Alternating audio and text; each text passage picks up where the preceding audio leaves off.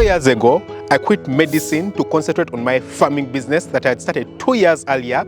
So what that means is that I have been in the farming business for just over 6 years right now. And I can tell you that in those 6 years, I've learned a few things that are so important. I feel like they have completely shaped my life and my entire perception of life. So in today's video, I'm going to be sharing with you 6 things that I've learned in the 6 years since I started practicing farming. Stick around until the very end because these are really big. The first thing I've learned is that you shouldn't stress because no one has it figured out. I'm saying this because when I look back right now, from the years of my growth, the years of my education up to what I am right now, I could never have expected that I would be in this position, but also I could never have expected the influence that I've actually had on people and the way people's lives and beliefs in life have been swayed simply because of a few decisions that I've personally made.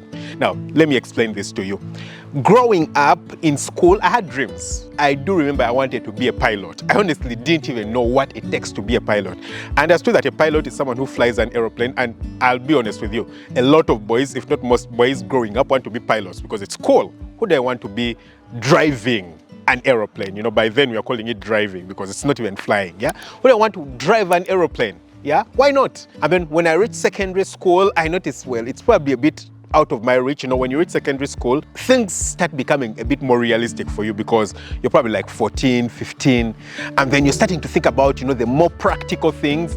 There are not so many schools of aviation around. For me, in my country, there is like government scholarships. So doing aviation as a course wasn't available on like a government scholarship. I didn't come from a rich family. So then, you know, a bit of reality of the fact that, you know, I don't think I can study to become a pilot had to set in. So at a particular point, I really did know what I want to be growing up, you know, going to like, you know, 15, 16, I didn't know what I wanted to be growing up. So I was thinking maybe I become an engineer, maybe I'll become a doctor, maybe I'll become a pharmacist, all these things. And the reason you think about these things is because people are talking about them, yeah? And well, I was lucky that I had really good brains. So I decided to do a science course for my advanced level in secondary education, not really because I knew what I wanted to be, but because I had the brains to be able to do so, yeah? So I could then do the science subjects, you know, physics, chemistry, biology, and mathematics, 4 subjects. And I was able to get good grades in them, so then I applied to university to do a medical course, not because I really wanted to become a doctor, but because I didn't see anything else that I wanted to be. Honestly, it's not like I really wanted to be anything growing up. So I didn't see anything else. So I had a friend who wanted to be a doctor, and I was thought to myself, maybe, you know, this guy wants to be a doctor, maybe I should become a doctor. So there I was, I got to medical school and I'm studying and all these things. And then when I reached my 4th year in training, you know, medicine as a course for us here in Uganda has about 6 years in total training, yeah? So 5 years at the university and then 1 year as internship. So that's 6 years of training. So in like my 4th year, I realized that, hey, I think I really don't want to be a doctor because I don't think I want to be stuck in hospital and, you know, getting up and going to hospital each and every day of my life. I felt like it was depressing. It was going to be depressing for me. I wasn't going to be doing that. So at some particular point, I decided to set dreams and visions and goals. And I'm like, maybe by the time I'm 33, I want to have retired from medicine. So I'm imagining that by the time I'm 33, I'll probably have made a lot of money. Maybe I'll have a business. I honestly didn't know what I wanted to do, but I knew that by the time I'm 33, I actually don't want to be a doctor anymore. Now, coincidentally, I'm actually 33 this year. I turned 33 this year, and I quit being a doctor, well, 4 years ago. So when I was 29, I quit being a doctor when I was 29. So actually I achieved my goal much earlier. But then, of course, I go into, you know, the field. I start working as a doctor, then I tell myself that I'm going to quit as a doctor, then I go into farming, and then I start my farm and all these things. And that whole time I have this group of people around me, or people that I know, who want to follow like the whole thing of a career. People want to have this thing of having a career and things like that. But then what I've noticed recently is that now that I quit my job and I'm a farmer, I mean, I can spend time on the farm. You guys can see my beautiful flowers in the background. They are looking very nice. You can see the chicken house again in the background. They are looking very nice. I mean, it's a Wednesday afternoon, and here I am seated down recording a video, not having to treat patients. Now, there are people who really want to treat patients and things like that. But then when I started making videos about all these things and how the farm is growing and about the things I'm doing, all of a sudden, other people who I thought were career driven and they had life figured out and they had their things that they wanted to do, then want to be like me. And then I'm like, whoa, I actually thought, you know, people really knew what they wanted. I thought people had life figured out and they wanted to do things, and I'm the only one doing things the way I want. And then all of a sudden, I'm noticing that I'm actually motivating people. I'm making people want to live the kind of life that I'm living. And here I am. I actually also don't really know the kind of life that I want to live, because I honestly, personally, live life as it comes. If I feel like this is beautiful and I want to move ahead and do it, I'll go and do it. And other people then want to do it my way. So then I realized that no one has it figured out. That's the honest truth, yeah? The fact that I've been able to influence a lot of people who I thought had things figured out, people who wanted to be professionals, people who wanted to be all these things, to want to start a farm and be like me is crazy. It just shows that honestly people don't have it figured out, and everyone's life is crazy. Yeah, people's lives are crazy. The funny bit about life is that when you look at your life, a lot of times it feels like everyone else has life figured out besides you. Yeah, everyone's life seems perfect besides you, whose life feels crazy. But in reality, no one has life figured out, and a lot of times people sit and they stress about the professions that they want to have, the things that they want to do a bit later on in life, and all those kinds of things. And then they feel like everyone else's life is perfect besides them. But hey, don't actually stress. Yeah, don't stress. No one has it figured out. Even I don't have it figured out, despite the fact that everything looks perfect. Of course, I know what I'm doing right now, and I have a bit more clarity on what I want. But then the funny bit about life is that you always appear to have clarity until other alternatives come up, and then you notice, oh, I actually don't have it figured out. Yeah. So like I've said, I would never have imagined in my craziest dreams, even 5 years ago, that I would be at this point, or that I would be doing this. Yeah.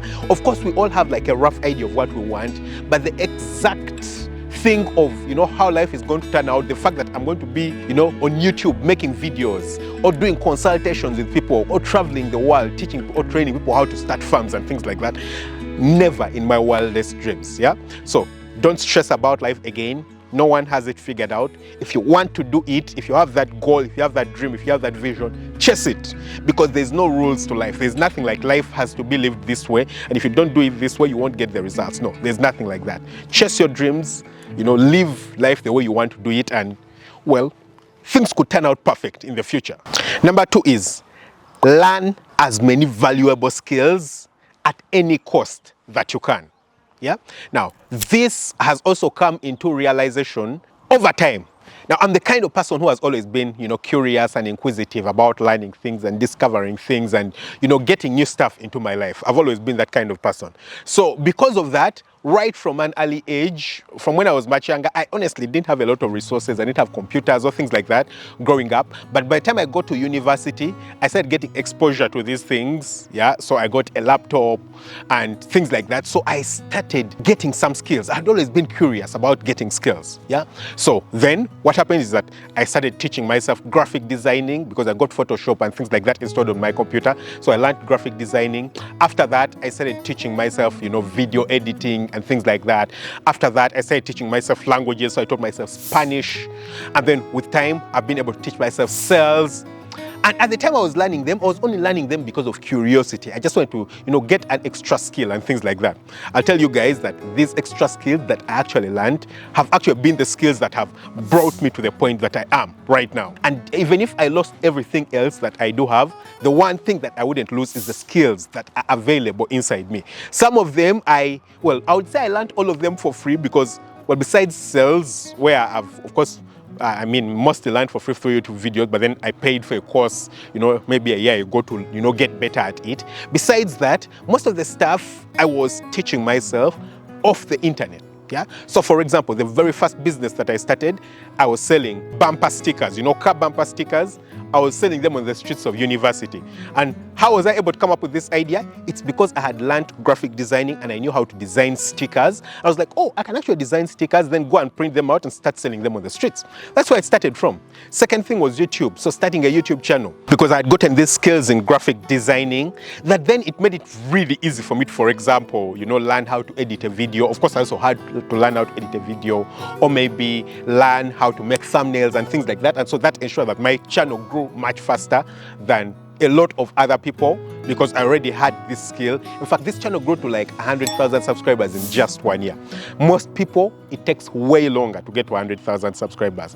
Why? Because I already had these skills, yeah? In other words, when it does come to things like selling, I'm able to, utilize the skills to get more money and make better deals every time I need to. So you need to learn as many skills as possible. These skills have not only helped me, grow the other auxiliary businesses or teach me how to start businesses, but they've also helped me grow the farm. Yeah, it's because of these skills that I've been able to grow the farm. I've been able to, get to the point that I am right now. And the one thing I can guarantee you is that, like I said, it doesn't matter, even if I lost everything that I do have right now, the only reason I would be able to go back and regrow these things and get to this point is because I've developed these skills, and these skills are part of me. So learn as many skills as possible. The third thing is focus on one thing.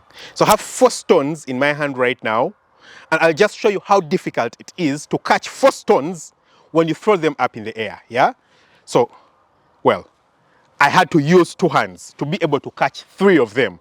Now, if I try to catch the 4, I just lost all of them, yeah?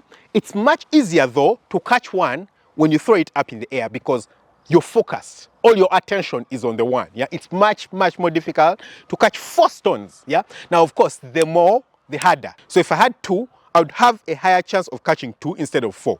So the idea is that the more, the harder it is, yeah? And that's the thing about focus. So initially when I started out with farming, I wanted to do like all these different types of farming. So I wanted to do cattle, I wanted to go goats, I wanted to do sheep, I wanted to do chickens, I wanted to do geese, I wanted to do turkeys, I wanted to do, everything. Even for chickens, I also wanted to do different types. I wanted to do layers, broilers, dual-purpose birds, everything, yeah? I wanted to make my own feed. I wanted to grow my feed. I wanted to just do everything myself, yeah?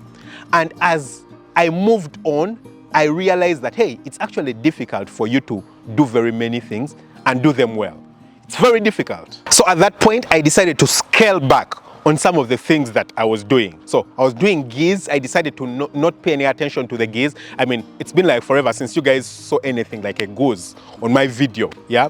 And then at that time I was trying to make feed myself, so maybe black soldier fly farming, maybe, barley and growing fodder. I decided to not concentrate on those things. And spending a lot of time like growing my own maize and all those kinds of things. I was like, okay, what I'm going to do is to concentrate on the main thing. Yeah, I need to focus on the main thing. So I decided to focus on poultry farming, which is chickens. Yeah, and when I focused on chickens, I was like, so what am I going to focus on when it does come to chickens? I'm going to focus on layers. I'm going to do broilers. I'm going to do all these other things. Now I do have another farm that I do with someone else. That's a breeder farm, but I mean that's another business. And again, the focus is on it as a breeder farm. Yeah, so I decided that, okay, I'm going to focus on one thing and pay attention to it. So when I decided to focus on the layer farm, then I decided that I'm going to focus on the management of the farm. Yeah, I'm going to focus on ensuring that my cost of production is as low as possible and my effectiveness is as high as possible. So I'm not going to waste time, trying to grow the maize and things like that. I'll try to, focus on ensuring that I get the maize at low a cost as possible without diverting so much of my attention. And so that means that, buying the maize when the price is low, storing it, utilize it when the price is going higher. Yeah, that is the kind of focus that I'm talking about. Personally, currently, I find a lot of people, a lot of times, who are starting farms and they want to do everything when it does come to the business. Yeah, they want to do layers, they want to do broilers, they want to do dual-purpose birds, they want to grow maize, they want to do everything. Yeah, like I've showed you, it's very, very difficult for you to catch 4 stones if you throw them up in the air and you want to catch them up at a go. If you want to catch 4 stones, what do? You catch 1 at a go. Yeah, so you get someone to throw them to you and you catch 1. Once you have it held, you can put it down, focus on another. That way it's easier for you to catch all 4 stones. Yeah? Same exact thing. When it does come to a business, you're starting a farm and you want to grow a farm, it's easier for you to actually grow the farm and get it big if you decide to pay attention to one thing at a go. So for example, you want to start a goat farm, you want to start a poultry farm, you want to start a cattle farm, you want to start a piggery. Yeah. So then what do? Don't start all 4 at a go, because like I've told you, or like I've showed you, it's going to be impossible, very difficult for you to actually grasp all of them at the same time. Very, very difficult. Yeah. So what are you going to do? Start the poultry farm. Let the farm grow, thrive. Yeah. I mean, it's much, much easier for you to make $1 million from a poultry farm when you pay attention to it than it is for you to actually make $1 million from 4 different things. Yeah. So you might think to yourself, okay, so I think if I start a piggery and a poultry farm and a goat farm and a cattle farm, it's much easier for me to get $1 million by doing those 4 things at a go. I want to tell you that it's much easier for you to actually make $1 million by focusing on just one of those things. Because the idea is that for you to make a lot of money, you need to become really good at something. Yeah. You need to solve problems. You need to become good at something. Yeah. Unfortunately, if you focus on a lot of things, it's difficult for you to pay attention to any of them. And what that means is that it's difficult for you to reach that point where you're really good at those things. And I can guarantee you, you won't even be able to make, $250,000 from any one of them. You get stuck at like, $500, $1,000, $2,000 your entire life because you're trying to do so many things well. Yeah, it's very difficult. Yeah? We are human beings, and it's difficult for us to divide our attention and accomplish the same great results in very many things. So again, pay attention to one thing, solve one problem. Once you make $1 million from poultry farming, and then it doesn't need your attention at all, you've already got people to run it and do all those things, then you can move on to another thing. Pay attention to the goat farming, you'll grow it, move on from it, do something else. It's much easier for you to get big that way. The 4th thing I've learned is that you've got to empower other people. Empower other people. Initially, when I started out the farm, it was me, my grandmother that was helping me at that point, and one other staff. The other staff disturbed me a lot, so I kept, getting other people to replace it. And then my grandmother helped me a lot. So I can first of all tell you that if I had been alone at that point, I would never have money because I was still working as a doctor, I had a full-time job and things like that. It was very difficult for me to pay attention to the farm. Very, very difficult. I needed other people. But I've also noticed that the more the farm grows, yeah? So now the farm is at 12,000 capacity. I have quite a number of employees. I'm expanding the farm. Actually, very soon it's going to be at 14,500 because I've got I'm building another chicken house and I'm going to bring in birds very soon. So I've actually brought extra staff. I have quite a number of staff, and I have a lot of things to pay attention to. Yeah, I have to, for example, shoot this YouTube video. Guys are giving or administering feed to the birds right now on the farm. I can hear it happening. Someone probably has to supervise that. Someone needs to make sure that everything is happening at the right time. Someone has to edit the YouTube videos. I don't have time to edit YouTube videos right now. So the idea is that if you get other people to help you and train other people to help you, you are more likely to succeed. Yeah, no man is an island. And the one thing I've noticed is that over time I've realized that a lot of people like to hoard information. Yeah, they don't want to give out information because they feel like, okay, if I get a manager on the farm and then I teach him everything that I do know about the farm and how to do everything, he's going to take over the farm and he'll know how to steal, he'll know how to do all those things. Well, it's probable that that will happen, but then it is more likely to free you up. And it is also more likely to ensure that your farm grows faster, because then what that means is that you can concentrate on the parts of the business that require you, the ones that do really require you. For example, I don't need to make sure that the guys are giving the feed. There's someone to make sure that the guys are giving the feed. I don't need to make sure that the guys are eating food. I don't need to go outside there and make sure that the eggs are being sold. There's someone who is selling the eggs, someone responsible for selling the eggs. Yeah. So if you do give people different responsibilities, train them, bring them up, give them different responsibilities, it ensures that the farm grows faster. And meanwhile, this is like information that's required in any kind of business. It doesn't matter whether it's a farm or not. Yeah, this ensures that the farm does grow faster. So train people on the different principles and the things that you do require. No one is an island. If you do that, you're more likely to succeed. The 5th thing is that don't give a damn what people think about you. Don't. Yeah, completely don't. I mean, I do remember when I was starting out, a lot of people thought that what I was doing was very unconventional and wrong. Yeah, and that's the thing. If something is unconventional, if something is different from what people are used to, they're going to think that it's wrong. But like I've already told you in point number 1, no one has it figured out. There's no rules in life. Yeah, so there's nothing wrong. That's the honest truth. Unless you're like stealing and doing stuff like that, which is obviously wrong. When it does come to like methods of implementing things and principles, yeah, there's nothing wrong, because all of us are experimenting with life. Yeah, no one has it figured out. And as long as people feel like what you're doing is different, they're going to tell you that it's wrong because it's different from conventional wisdom. But like I've told you, it's only different. It's only different. It's just because they don't know about it. And if you keep implementing it long enough and it starts picking up, everyone is going to pick it up and it's going to become the main thing. And then the other alternative is actually going to become the wrong thing. Yeah. So what you need to understand is that people are average. Yeah, people are average. Generally, in every population, there's what they call, a normal distribution curve. Yeah, normal distribution. A normal distribution curve is such a curve where most of the people are going to be in the middle. Yeah, most people are going to be in the middle. So there's going to be an extreme, which is like low performance, and then an extreme, which is like very high performance, and then most people are going to be in the middle section, the normal section. Yeah, and when it does come to life, if you try to be unconventional, and by the way, I want to tell you that you can't be average and expect spectacular results. Yeah, if you're average, you're going to get the results of average people.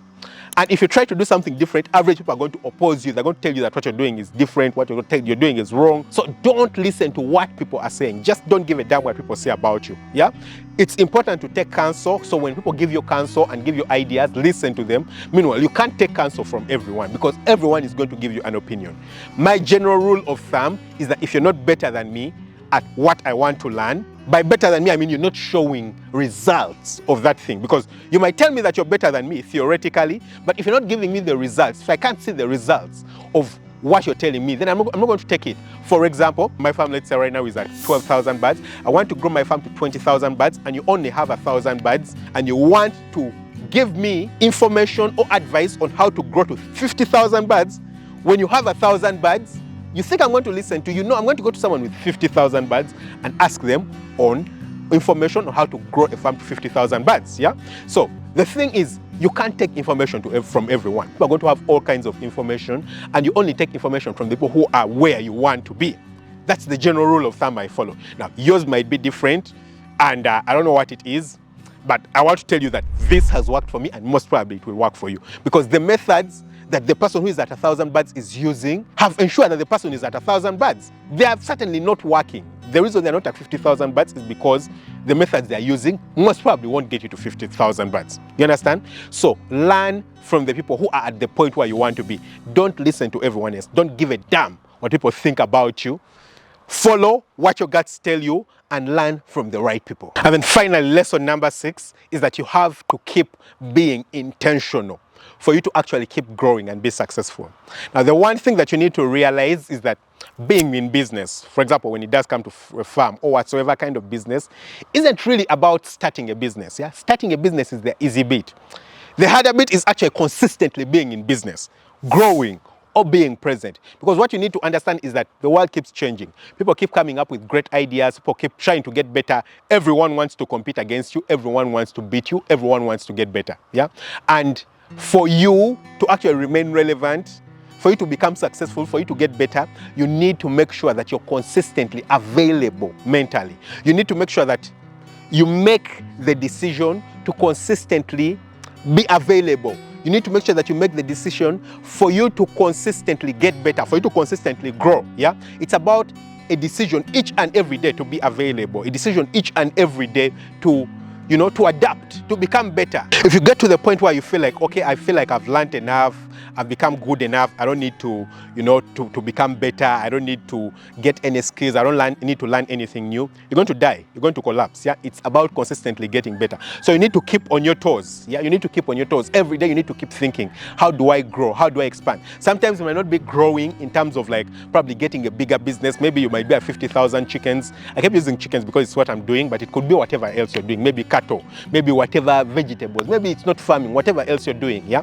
the idea is it might not be about growing in terms of number of birds or number of animals, but probably getting better in terms of efficiency. Yeah. So for example, you're at 50,000 birds. You're like, okay, I'm probably not going to go beyond 50,000 birds. I'm okay with being at this cap, but how do I get better production out of the birds? How do I get my feed cost getting lower with each and every time? How do I get my farm looking better? How do I get my workers to be more efficient? They get better results for every effort that they put in. Yeah. That's what ensures that not only you remain in business, but you get better. So you need to make sure that you're consistently on your toes, work towards getting better, otherwise you're going to end up dying.